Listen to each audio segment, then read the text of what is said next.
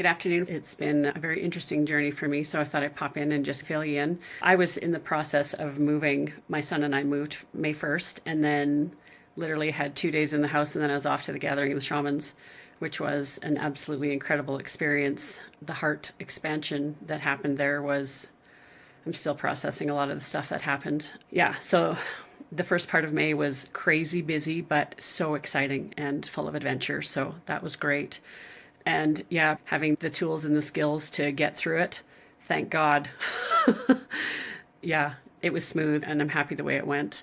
But it was a lot of work and a lot of energy to get myself through that space. And we all understand the expansion and contraction that happens when we go and do those big events. Dealing with that and moving at the same time was really cool. And I felt I navigated it really well. So I'm happy and thrilled to announce that I survived. Yay.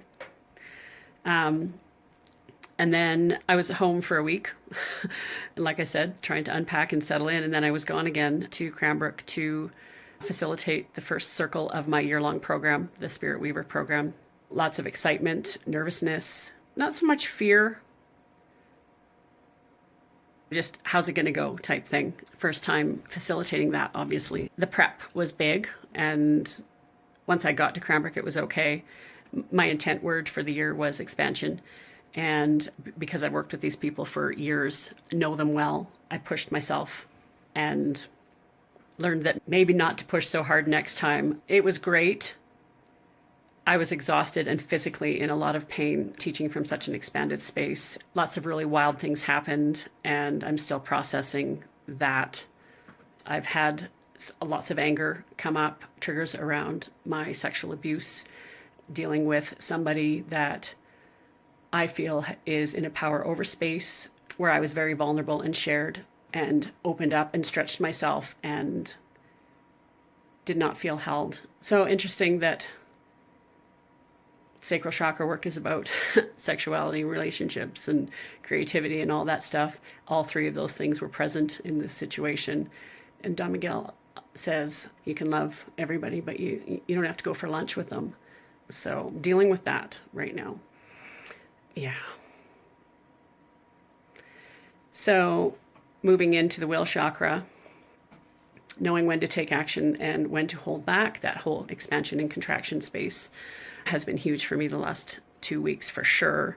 Knowing when Ash talked about the divine timing and how does the physical form align with the divine will, and that really resonated with me this week because I was so expanded when I taught. So trying to find that balance between your will and the divine's will, and when is the right time, and where are your people, and can you expand and hold different groups and be in different groups. So teaching in other areas, I'm expanding farther west into like past Cranbrook into Vernon and Kamloops, and have pulled people in from the States. So I not only expanding my own space, but expanding my teaching space as well. So that's been interesting to follow and track.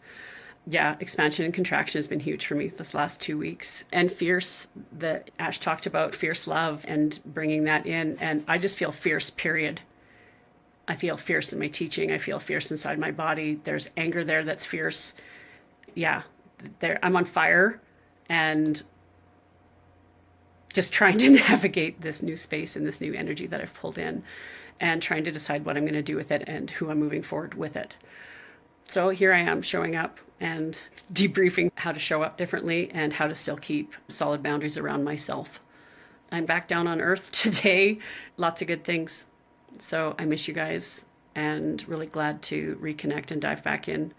And hopefully I will see you on the next call.